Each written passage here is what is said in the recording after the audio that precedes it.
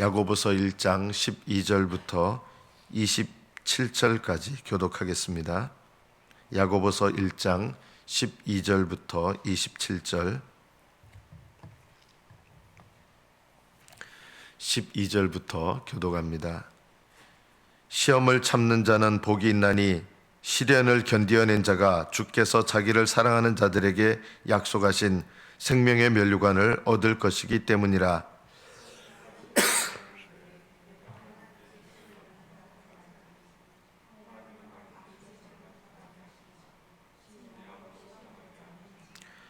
오직 각 사람이 시험을 받는 것은 자기 욕심에 끌려 미혹됨이니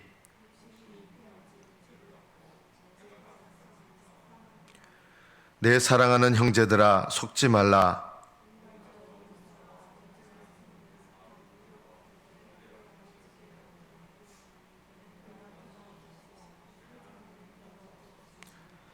그가 그 피조물 중에 우리로 한 첫 열매가 되게 하시려고 자기의 뜻을 따라 진리의 말씀으로 우리를 낳으셨느니라.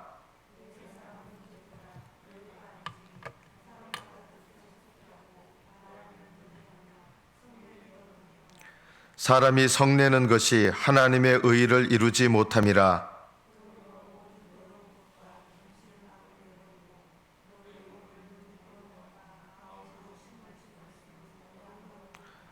너희는 말씀을 행하는 자가 되고 듣기만 하여 자신을 속이는 자가 되지 말라.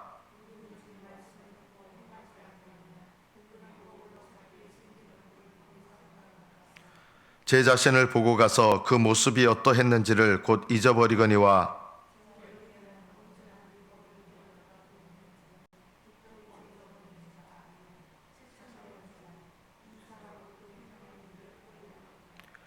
누구든지 스스로 경건하다 생각하며 자기 혀를 제갈 물리지 아니하고 자기 마음을 속이면 이 사람의 경건은 헛것이라.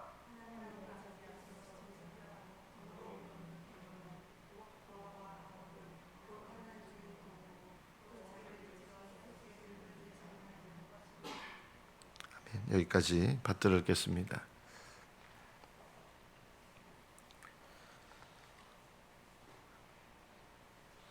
하나님께서 우리에게 시험을 허락하신 이유는 시험을 통해서 살아있는 믿음을 지키게 하시는 목적을 갖고 있다 그랬습니다. 그래서 살아있는 믿음의 첫 번째 특징은 어제 말씀에 시험을 참는 것입니다. 견뎌내는 것입니다. 두 번째는 지혜가 필요하다 그랬습니다. 지혜는 하나님의 뜻을 분별하고 하나님의 뜻을 기꺼이 순종하는 것입니다. 그리고 세 번째 참된 믿음, 살아있는 믿음은 겸손함이 필요하다 그랬습니다. 오늘 말씀을 보면 이 시험에 대해서 시험을 참는 자는 복이 있다. 이는 시련을 견뎌낸 자가 주님께서 자기를 사랑하는 자들에게 약속하신 생명의 면류관을 얻을 것이기 때문이다. 하나님께서 여러분에게 생명의 면류관을 주시는데 그냥 주시는 것이 아니라 믿음을 통해서 주시는데 살아있는 믿음을 지키게 하십니다. 그래서 하나님께서 생명의 면류관을 약속하신 사람은 반드시 내 삶 속에 시험이 오게 돼 있습니다. 시험이 오는 것이 내 믿음이 살아있다는 뜻이 아니라 시험이 왔을 때 그 시험을 견뎌내는 것이 살아있는 믿음입니다. 하나님은 이 견뎌내는 과정 속에서 여러분의 믿음을 살아있는 믿음으로 생명력을 갖게 하시는 것입니다. 그래서 약속하신 생명의 면류관을 얻는 것을 여러분이 사모하시고 이 생명의 면류관을 약속하신 자에게 이 면류관을 하나님 주시는 것을 받으려면 시험을 견뎌내는 것이 우리 신앙생활 속에서 필연적이다라고 하는 것입니다.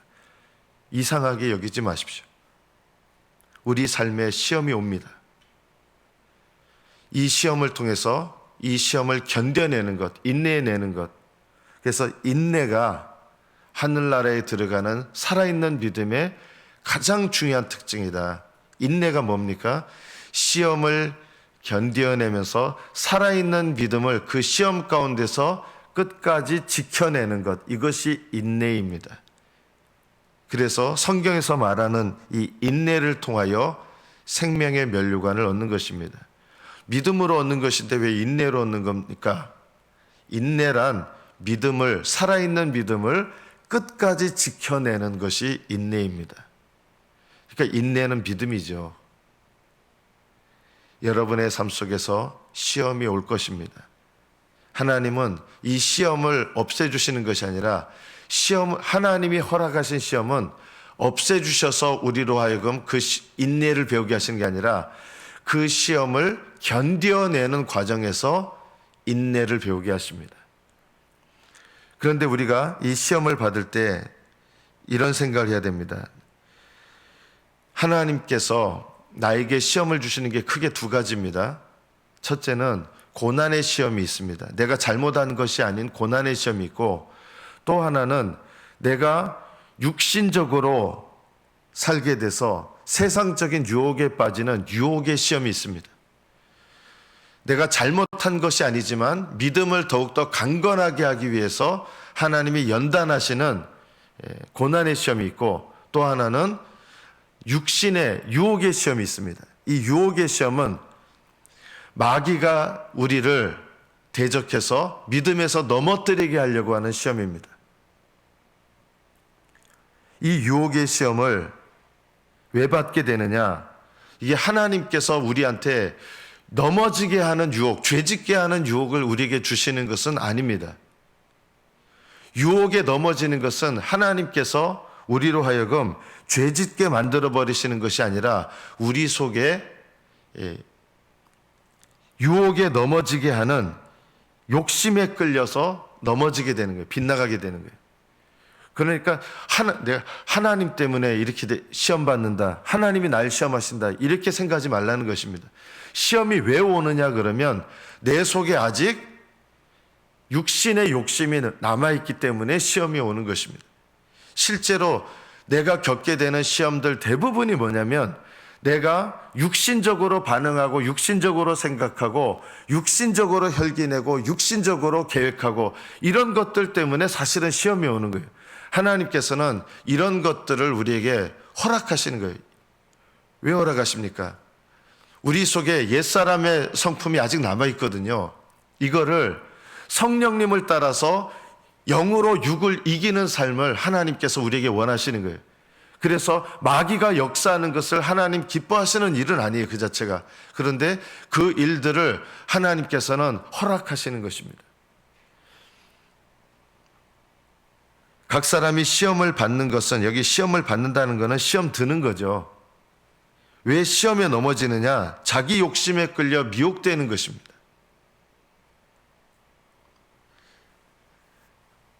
우리 속에는 욕심이 있습니다. 이게 어떤 욕심이냐면 좋은 욕심이 아니라 거룩한 욕심도 있겠죠. 하고자 하는 욕심인데 여기는 육신에서 나오는 잘못된 욕심입니다.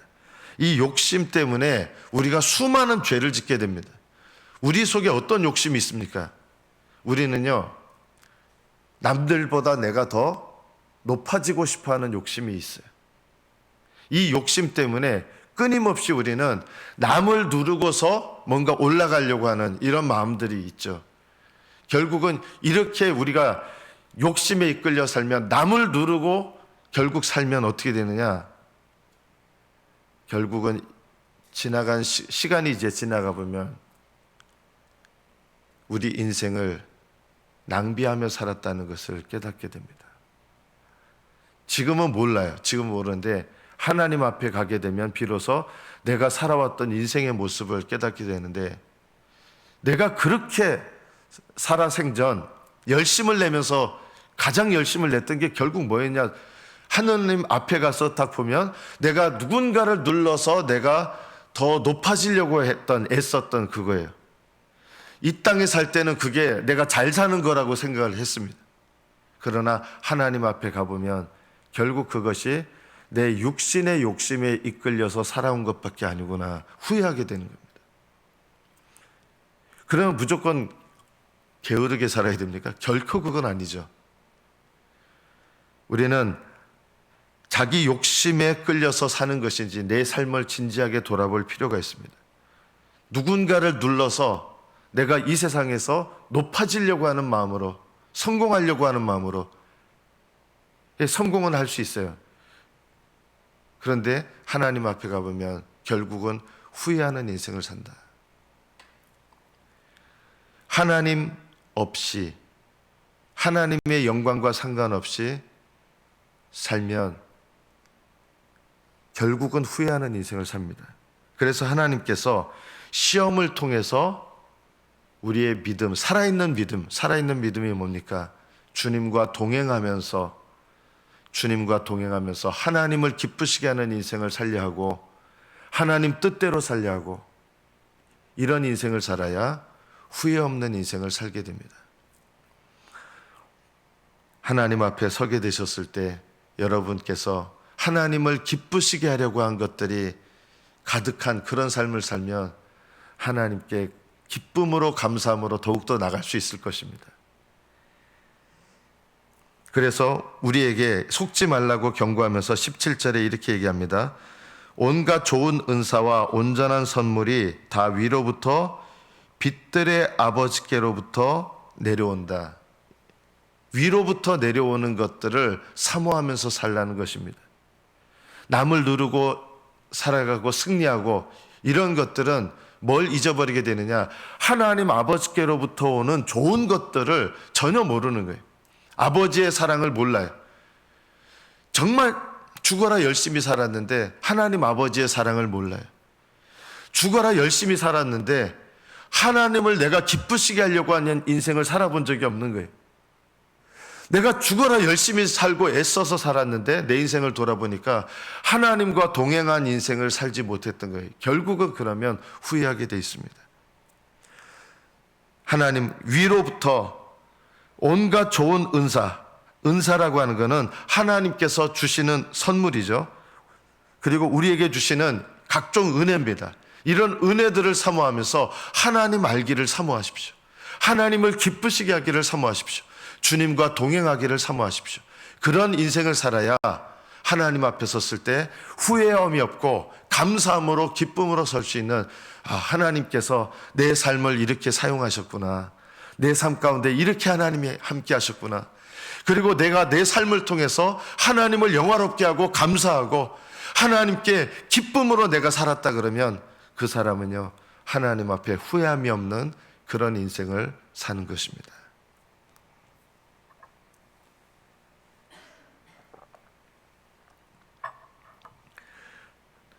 우리가 인내를 배우는 것입니다. 인내는 그냥 힘든데 막 참아내는 게 아니라 살아있는 믿음을 모든 환경과 상황 속에서 지켜내서 살아있는 믿음으로 하나님 앞에 늘 반응하는 것이 인내입니다. 끝까지. 두 번째가 지혜라 그랬죠. 오늘 말씀해 보면 지혜롭으려면 어떻게 해야 됩니까? 19절에 보면 내 사랑하는 형제들아 너희가 알거니와 사람마다 듣기는 속히 하고 말하기는 더디하며 성내기도 더디하라. 이것이 우리가 지혜롭게 인생을 사는 데 있어서 실제적으로 지혜롭게 살려면 어떻게 살아야 됩니까? 하나님의 뜻을 분별하고 그 뜻을 즐거이 행하는 것이 지혜거든요.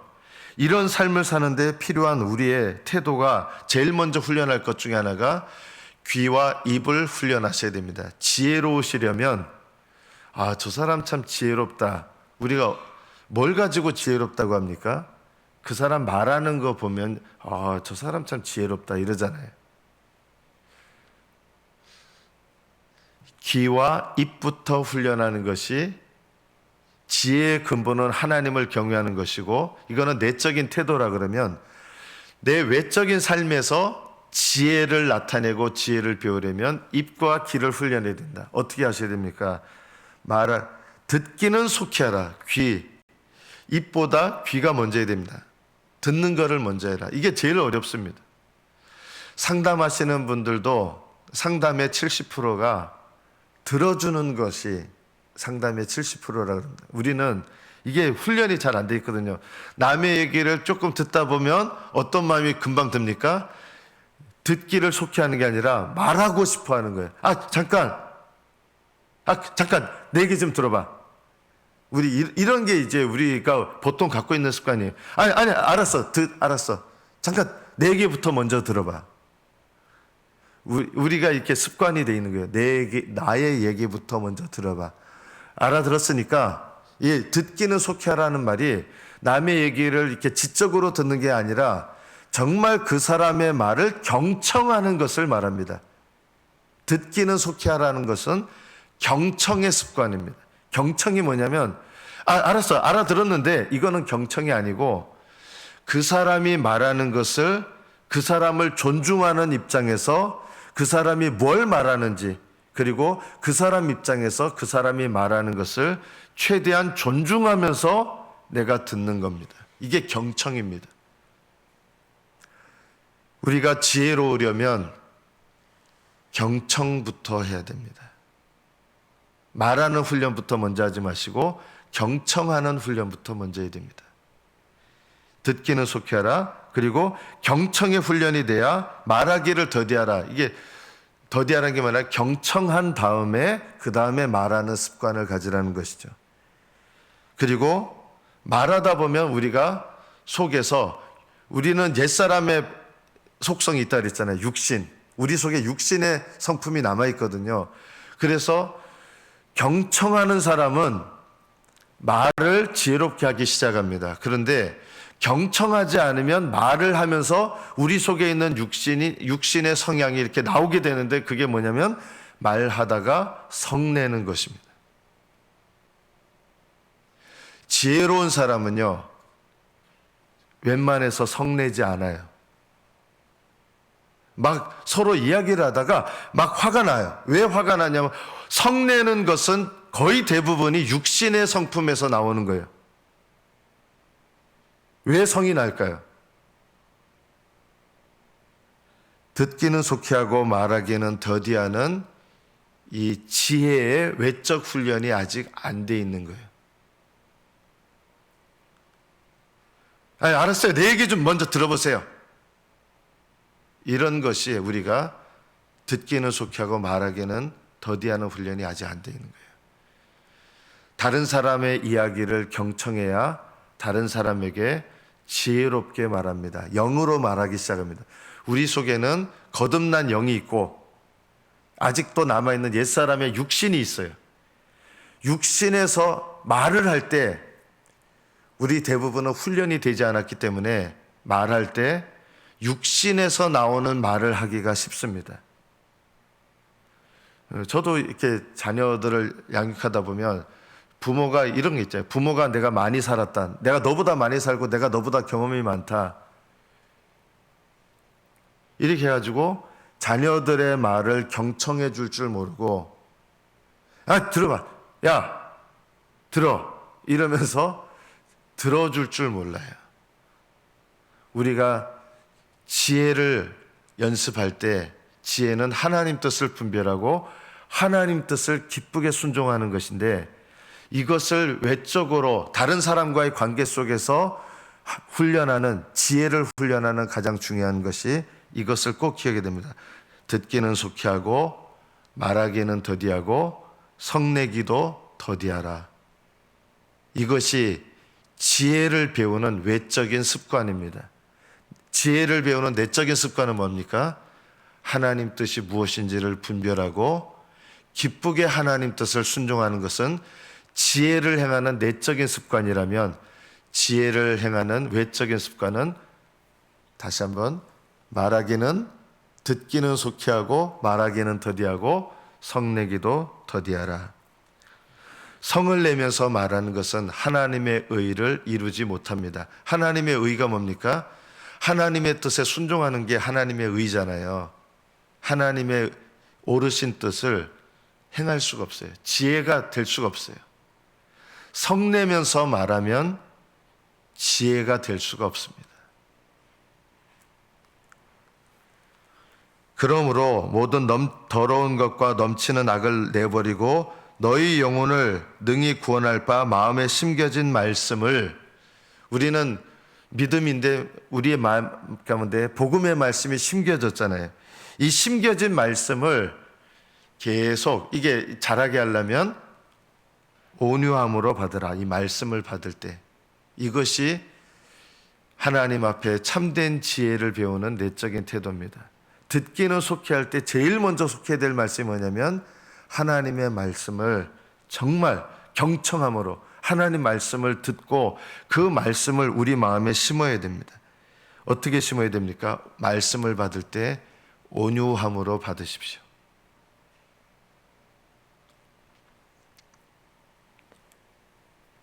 여러분은 하나님 말씀을 들을 때 온유함으로 말씀을 받는 것은 어떻게 받는 걸까요? 온유함으로 말씀을 받으라. 어떻게 말씀을 받아야 될까요? 부딪힐 때가 있을 거예요. 말씀이요. 그렇죠? 말씀을 경청하는 거는요, 말씀에 부딪히지 않으려고 하셔야 돼요. 나에게 어떤 말씀으로 증거되든, 심지어는 어떤 모양으로 나에게 하나님 말씀이 증거되든 그 말씀에 부딪히지 않으려고 하는 것, 이것이 온유함으로 말씀을 받는 것입니다. 다른 사람과 이야기하면서 그 사람의 말을 다른 사람 이야기할 때 사실은 예의 없이 얘기하는 사람도 있잖아요. 그죠? 그리고 어떤 사람 보면 야, 어떻게 저런 식으로 얘기를 하지? 이렇게 생각되는 분들도 있습니다.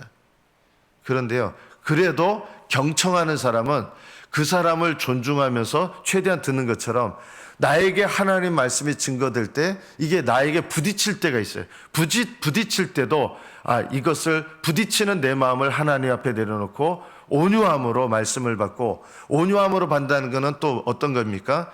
길들여진다는 뜻이 있다 그랬잖아요. 하나님 말씀을 들을 때 내가 이 말씀을 내가 반드시 따라야겠다. 이것이 온유함으로 받는 거예요. 그냥 착하게 말씀을 받는다 이 뜻이 아니라, 온유함이라고 하는 뜻은 원래 길들여진다는 뜻이 있어요. 하나님께서 나에게 말씀하실 때 그 말씀을 내가 기꺼이 따라야지. 내가 말씀에 순종해야지. 이런 마음으로 말씀을 듣는 것이 온유함으로 말씀을 받는 것입니다. 그리고 그 말씀을 받아서 그 내 삶 속에 어떻게 보면 그 말씀을 적용하려고 그러면 쉽지 않아요. 어떻게든지 하나님 말씀을 내 마음과 삶에 적용하려고 애쓰는 거예요. 이게 온유함으로 말씀을 받는 거예요. 그런 말씀을 어떻게 순종해?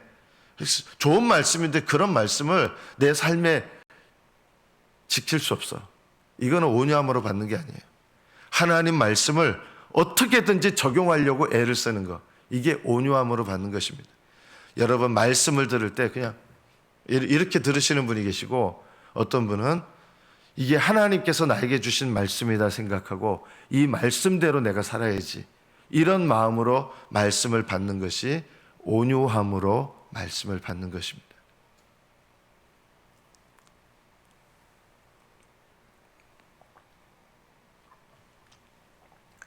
마지막 세 번째, 우리가 어제 인내 그리고 지혜, 세 번째가 뭐였습니까? 살아있는 믿음을 지키는 것, 겸손이라 그랬죠. 겸손과 연관해서 생각해 보십시오. 26절, 누구든지 스스로 경건하다 생각하며 자기 혀를 제갈 물리지 아니하고 자기 마음을 속이면 이 사람의 경건은 헛것이라. 우리는 가능하면 자기 입을, 자기 혀를 제갈 물리는 훈련을 해야 된다. 다른 사람의 이야기를 경청하고 지혜롭게 말하는 것도 필요하지만 우리가 또 훈련해야 될 것 중에 하나는 자기 입을 제갈 물리는 훈련입니다. 하나님께서 말하라고 하실 때 말하는 것. 그렇지 않을 때는 내 입을 제갈 물리는 것. 이게 제일 어려워요. 손을 묶고 다리를 묶고 몸을 묶는 것보다 제일 안 묶이는 게 뭐냐면 혀가 안 묶입니다. 우리는 말하고 싶은 대로 말합니다. 생각나는 대로 말합니다. 그냥 내 생각대로 무조건 말합니다. 제갈 물리라는 것은 말하지 말라는 게 아니라 내가 말하고 싶어하는 생각을 일단 제갈 물리고 항상 이 생각을 하십시오. 하나님, 제가 어떻게 말하기를 원하십니까? 이 훈련을 꼭 하십시오. 말하실 때마다. 이게 제일 어려운 훈련입니다. 우리는 하나님, 제가 어떻게 말하기를 원하십니까? 이렇게 생각하기도 전에 벌써 뭐가 나가요?